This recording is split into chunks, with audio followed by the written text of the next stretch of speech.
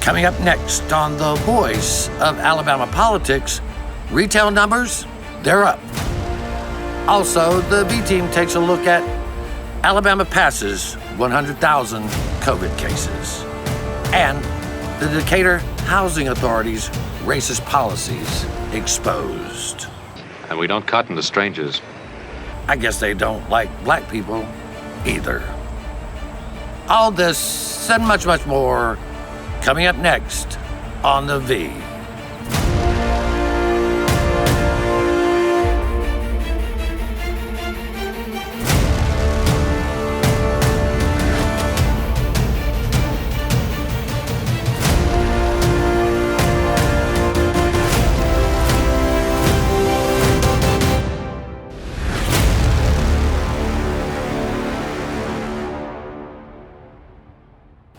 Welcome to The Voice of Alabama Politics, where we tackle the tough issues so you have the hard facts. I'm your host, Bill Britt, and today I'm joined by Jonathan Barbie, Republican stalwart and constable of Jefferson County, and our good friend. Morning, Jonathan. Hey, Jonathan. Morning. Good to see y'all. Also my constant companion. Thought you were going to forget me there for a minute. Susan Britt. All right. No, I'd never forget you. You're always with me. It's true. Yeah, all right. I know the feeling. Joanne's always with me, so. Yeah. We've been on quarantine now for almost 5 months. It's like, it's not much different. That's exactly right. Sorry about that. Interestingly enough, you think that the era of housing discrimination is over, especially in the area of public housing, which is federally regulated.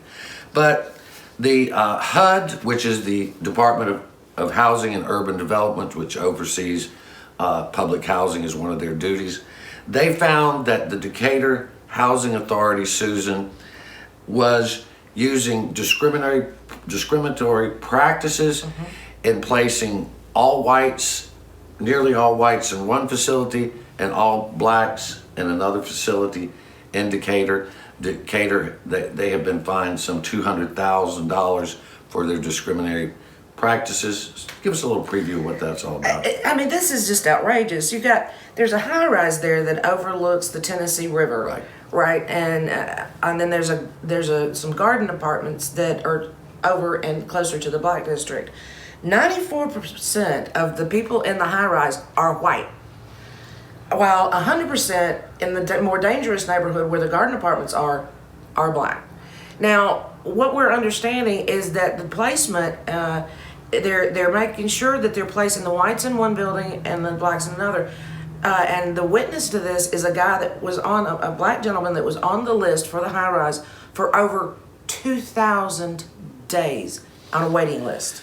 And one of the things, Jonathan, the way public housing works is that it's basically on a first come, first served basis. If you meet the criteria, you get in there.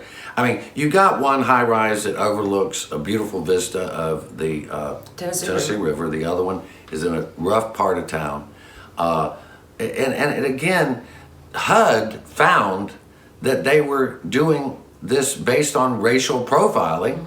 And the one woman said that, well, blacks didn't like to live in, black people didn't like to live in high-rise apartments. They liked the garden apartments where they could sit on their front porch and come and go as they please.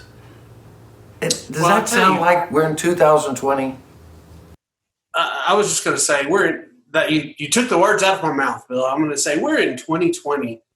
And to hear something like this coming, especially out of our state, is so disappointing. I mean, it's just very disappointing. And obviously, there's really no other argument. I mean, the numbers speak for themselves. So there's nothing that they could go in and say, well, this person didn't qualify or this person didn't do that. We're talking about 100%, man. I mean, that's not 50%. It's not even 60%. I mean, there's no way to argue about that. It's just, it's pitiful. The mayor of Decatur, Susan, the members of the Decatur Housing Authority all claim we had nothing to do with this. We know nothing. We see no evil, hear no evil. One of the board members said he has no control over it. I'm like, then why is there a board? Right, I don't get it. Right. Well, it's sad that, and it's an isolated incident supposedly, but again, in this day and time, that should not be something that we're seeing with all the unrest through Black Lives Matter and people crying out for social injustice. I had thought, my mother worked in public housing for years, and we had thought that type of discrimination had long been over. It should be. Some good news this week. We learned that retail sales in Alabama are way up over where they were. They took a dramatic hit, of course, in March and April, but they're up nearly 6% over last year, the last 6 months. Right. And the collections were down again for March and April, but they're up for May and June, which is very positive. A lot of those are for your online retailers too. Right. Which a lot of people like us are ordering online, whether it's Instagram or whether it's Amazon. There's a lot of people, and that's good revenue because we are doing the use tax. Instacart. Yeah. What did I say? Jonathan, I know y'all do a lot of online shopping as well. We do. I wish I owned some stock in Amazon. I might consider doing that. It's doing really well right now. I say that every day. Yeah. We order a lot through Amazon, a lot, and then we have Publix next door, so it's just an easy trip for us to go right next door. We just mask up and do the hand sanitizer. But yeah, we get stuff like all our washing soaps and all the bathroom amenities and all that kind of stuff we get through Amazon, and it's like drop ship. So, there's a huge spike in retail, and then mom and pop shops. Like I get my suits done locally. I buy my shirts locally. And, we've seen a good increase, and I feel like the economy's coming back, but we have a long way to go. We do. You brought up an interesting point. One of the things that Nancy King Dennis, who's the spokesperson for the Alabama Retail Association, told APR is that the smaller retailers are probably doing better than the big box stores, Susan, because people know the owners and they know their customers. And she also said those that pivoted, and were able to pivot during the pandemic and to expand their business, whether it be online offerings or, offering things that they had not offered in the past, that those are doing much, much better. And it goes to the innovation of small business. You can't be innovative with a big box store because it's like turning a tanker. It takes a lot of time. It does. So they've really been doing well using social media and that type to increase their sales. Of course, if I were to go out to buy clothes right now, I'd much rather go to somebody I know, an environment that I trust, than I would to Walmart where there's no control over anything. Right. Well, it's easier to shop with folks right, Jonathan? We know that. That's true. It's very true. Shopping local is important. It's important even if we weren't in a pandemic situation. That's shopping local is the backbone of the community. It is. To keep small businesses running. And it's Alabama entrepreneurs like us and other folks that keep the economy going forward when the big stores aren't supporting the local community as much. But we're going to have to leave it right there. You're watching The V, the voice of Alabama politics. We'll be right back with more news and opinion.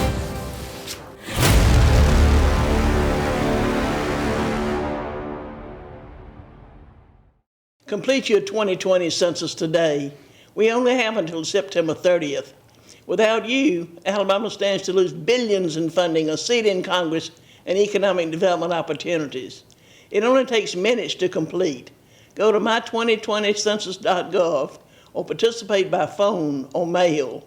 Be counted, if not for you, for those in Alabama who depend on you for a brighter tomorrow. The Port of Mobile is a crucial commerce center for the entire state of Alabama. Activities with our shippers generated over $490 million in tax revenue for the state. We've generated 135,000 jobs by having a competitive seaport within cost-effective reach. Thanks to the state's leadership, Alabama's only seaport is being modernized to ensure that we are continually competing on a global scale. For more information, contact the Alabama State Port Authority at asdd.com. A lot can change in 5 years. Except those smile lines you treated with Bellafil. because that's about how long Bellafill will keep them smooth and filled. 5 years. Now you can always look your best without all those injections, appointments, and costs. Bellafill is the only dermal filler that stimulates and maintains collagen growth long term. Now time is on your side.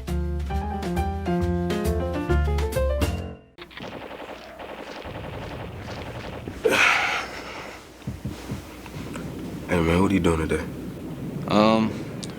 Playing the game. Thought I'd go out for a drive later, maybe.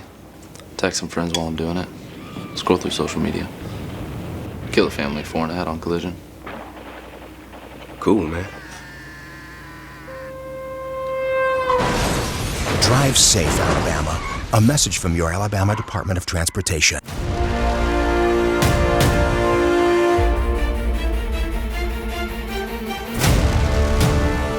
Welcome back to the voice of Alabama politics. As unfortunate as it is, we have passed another milestone in Alabama with the COVID-19 cases, Jonathan. This past week, the state went over 100,000 people who have been infected by the disease. We are rapidly approaching 2,000 lives lost. Mm-hmm. We lost some 1,000 Alabamians last month. There are people that still think this is a hoax. 200,000 sick or infected and nearly 2,000 dead is not a joke. It's not a joke. And I tell people, Bill, I'm a Republican, so some folks think differently on the Republican side, but I'm one of the few that believes that wearing a mask is a good thing, and washing your hands, being careful where you go, not getting in super large groups. The virus is real. My parents have had 3 friends die in the last 30 days, like good friends that they grew up with. 2 of them were great shape, healthy people, and they passed away. I've had 2 of my friends. I had one call me yesterday that has it, and she's a respiratory therapist and works in a hospital. And she said that it's kicking her tail, and she also has asthma herself. I mean, this virus is real, and we need to take care and really consider other people. That's the big thing. That's right. When you're wearing a mask, you protect yourself some, but you're also protecting other people. And I just think we've got to take it seriously. We do. And what's disturbing to me is 52,213 of those cases were just diagnosed since July 10. That's what we're seeing from the July 4th holiday. Yeah, this is what the numbers we were looking for. Yeah. And now we're rolling into opening schools. We're rolling into Labor Day. Where are we going to go from there? I mean, it's crazy. Well, it's one of the things, I'm sorry, go ahead. No, it's just crazy. One of the things we have seen a little drop off in the last week or so, a little drop off. But again, it's like what Susan says, if people are, and I believe that's due to the mask ordinance, because we see a lot of people wearing a mask now that did not wear the mask before. But I think the mask ordinance has helped. What we're going to try to find out and know is how people behave over the Labor Day weekend, and also with kids going back to school. It is a dangerous time. I mean, it is part of life as normal living now. I mean, but we still have to take every precaution we can to keep our neighbors safe, our families safe, and each other safe. This is one of those times when we found out that our neighbors' health affects our health. And that's sort of a new way of thinking here in Alabama. Not that we're not a caring folk, but it is a new way of thinking. I think it's good. It really is. And let me tell you, it's we have to just all work together. And I know nobody likes it. None of us like it. I have asthma. I hate wearing a mask, but I do because I don't. First of all, I don't want to get sick. Second of all, I don't want, if I were to be sick, I don't want to give it to someone else. Right. But I also fall in the line here. Should the government force you to wear a mask? Well, no, the government shouldn't force you to wear a mask, but you should have enough empathy for your fellow American to do that. Unless you have a serious health condition, COPD or something like that, that's understandable. What happened to me is I have a problem with my sciatic nerve, And I had to get a massage 2.5-3 weeks ago after a chiropractic appointment. And when I turned over, the massage therapist had taken her mask off. And I was not only furious, but I was terrified. Of course, I'm okay now, 3 weeks later. But that was unacceptable because she didn't ask. She just did it, and I was furious. And that's not fair to people. Right, and the thing is, the government has to tell you to wear a mask when you're too dumb to do it on your own. But that's just my personal opinion. Or stubborn. Or just stubborn. I want to change subjects here real quick. The Edmund Pettus Bridge, which is the site of Bloody Sunday, where peaceful demonstrators were beaten and clubbed in 1965. There's been calls to rename it after Representative John Lewis, who recently passed away, who led that march over that bridge.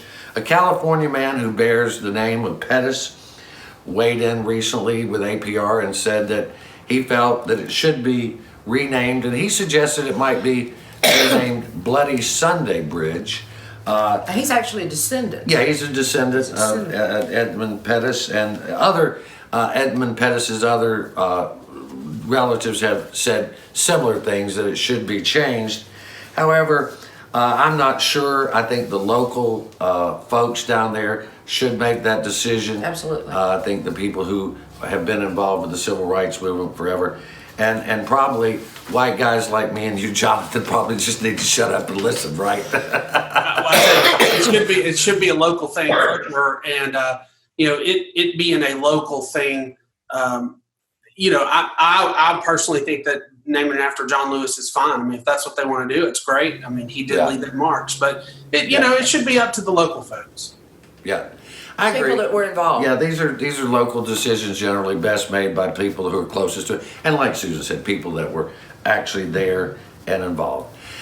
I know that Republicans are already attacking Senator Kamala Harris, who is former Vice President Joe Biden's pick to be his running mate.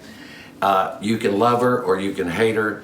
Susan is a historic pick for Vice President. It is. She's the third female to ever be on a ticket as Vice President. She is a black woman who is also Indian and a woman again. And whether you love her or hate her, this is a historic moment in time. Yeah. Especially during the unrest right now. Yeah, it well, is. And Jonathan, when you say historic, you mean as far as the Democratic ticket goes, correct? Correct. Well, yeah, I mean, I think any ticket it just like Sarah Palin was certainly a historic pick for John McCain. Right. And I think it's you're right. Thanks for correcting me on that. I think it's a great thing. I mean, good for her. I don't agree with her policies, but I don't have any disrespect towards her, and I think she has achieved something great in doing that. So, I mean, you can't knock someone for achieving something great, even if you disagree with them.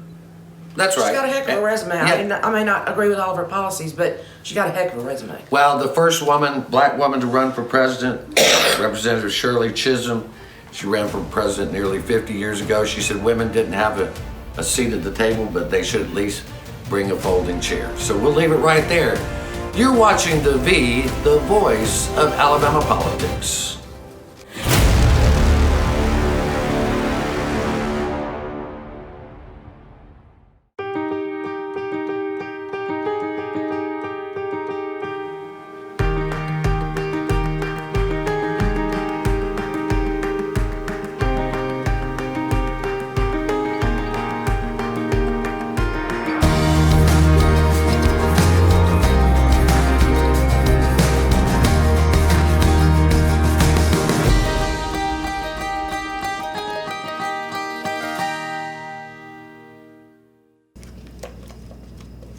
What are you doing today, babe? I thought I'd head down to the lake with the guys, do a little fishing. Of course, none of us will be wearing our seatbelts. I'll lose control of the truck, wrap it around a tree, and kill us all. Okay.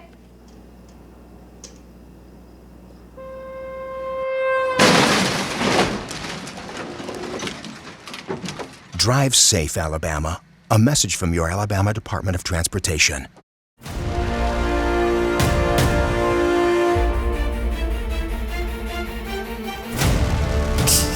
Welcome back to the V, the voice of Alabama politics. Jonathan, I was telling Susan, we got to mingle in some good news in with the bad news this week. It's hard to find this week. There's been a lot of bad news. For about a month, well, actually several months, Eddie Burkhalter, a reporter at Alabama Political Reporter, has been reporting on inmate violence, inmate abuse, suicides, and murders in the state prisons here in Alabama. And at 1st of July, he reported on an inmate who was murdered, for lack of a better word. I mean, that's the word that comes to mind, when he was in custody. We learned from insiders that this man had been put into a cell with a violent inmate, Susan, that no one was supposed to be placed in a cell with this inmate. He was placed in that cell, and what happens next is horrific. We published that, and there was pushback from the Department of Corrections, but we finally received an internal review that said exactly what Eddie Burkhalter had reported, that he was placed in that cell with a violent inmate. Before they could uncuff him, Jonathan, the inmate was beating him. He pulled the cuffs through the door and trying to defend himself. And then three correctional officers were egging them on, Susan, and they pepper sprayed them to the point that the man was saying, "I can't breathe." They pepper sprayed him with 3 cans. Okay, now we're not talking about your little purse-sized cans here. We're talking about industrial-sized cans of pepper spray. And I mean, the officers knew that he shouldn't be in that cell. They're known for doing this for punishment of an inmate that they've made mad, or he's made them mad. And yeah, it ended up the guy basically suffocated to death on pepper spray. Yeah. Jonathan, you're in law enforcement. We all have to follow the rules. This looks terrible. You're right. It really does look terrible, and I'll tell you this, that it's unacceptable. Three large cans of pepper spray, it could kill you. I mean, they say it's non-lethal, but really anything can be lethal if used too much or used incorrectly. And that, having had some pepper spray, it will knock you out. And I couldn't imagine 3 cans in a small cell with people fighting. And the fact that the guards were egging them on a little bit, that's unacceptable. If that's truly what they found in the report, that's unacceptable. They should be fired. They should be brought up on charges. And we've had a continuous problem in our prisons for ages, and I mean ages. And the Fed stepped in some years back saying, "Look, y'all gonna have to fix this." And we just keep fixing a little bit and then asking for another review and fixing a little bit. There needs to be several things happen. And I think the first thing happens is we need to get some prisons updated, get new prisons. The second thing is we need to pay these guards better and hire better people, because you get what you pay for in every line of work in this country. And if you're paying prison guards after being there all day, risking their lives, $15, $20 an hour, it's just, and even hiring outside companies to come in. I mean, it's not acceptable, and we need some changes. Well, and Susan and I have both been very, very supportive, like you are, of our correctional officers, men and women who daily put their lives on the line. There are a few bad apples. As always with any group. The Department of Justice recently released a report that said there is a pattern of excessive force and from COs on inmates. Yes, these are not the greatest people in the world. They wouldn't be in prison if they were, but they are still human beings with constitutional rights. It comes down to a leadership problem. It does. That's the simple fact here. It's a leadership problem. Now, the one thing that the Justice Department did find is that they have systematically underreported or incorrectly reported these incidents like the one that occurred in the prison with this gentleman. they reported it as a death by inmate on inmate. However, Jefferson County Coroner Bill Yates told APR in July that the inmate's cause of death is awaiting a toxicology report, but that the injuries suffered at the hands of the other inmate did not appear to cause enough damage that it would cause him to lose his life. So he said, I don't believe we found any type of trauma that would explain his death. So I think there's some answers that need to be given by the Department of Corrections in this incident. They did threaten APR for releasing that internal report, but we were right already. So Governor Ivey released a public service announcement this week encouraging folks to take their census. We lost the month of March and April, where they did not take the census. Right. And now they're cutting off the census a month early. So Jonathan, everybody's gonna have to scramble to get their census filled out. Now, we filled out ours online, didn't we? Yeah, we did. We did. Yeah, and you know, y'all can go to the 2020 census.gov, fill it out. I encourage everybody to do it. We could lose $13 billion in funding from the federal government, our state, and we can lose a congressional seat, which is a big deal. We're going to lose representation. We lose some electoral votes. I mean, it's a big deal to lose that and lose the funding. So please fill out your census. Jonathan, will you put that up on the screen so people can see the link to where to go? Absolutely. One of the things our founders' first duty, they said, of the government was to take a census every 10 years to count everyone in the country so that we would know how to reapportion votes. Right, so everybody has good representation. Yeah, so because we are representative government, like Jonathan just said, if we do not have an accurate census, we will not have accurate representation in Washington, D.C. in a number of ways. But Jonathan, I see you've got your Trump memorabilia all around you there. I do. I've got the original Trump hat from the 2016 convention. Got my newest Trump hat. Got my Trump gold playing cards. Thank you for watching the V.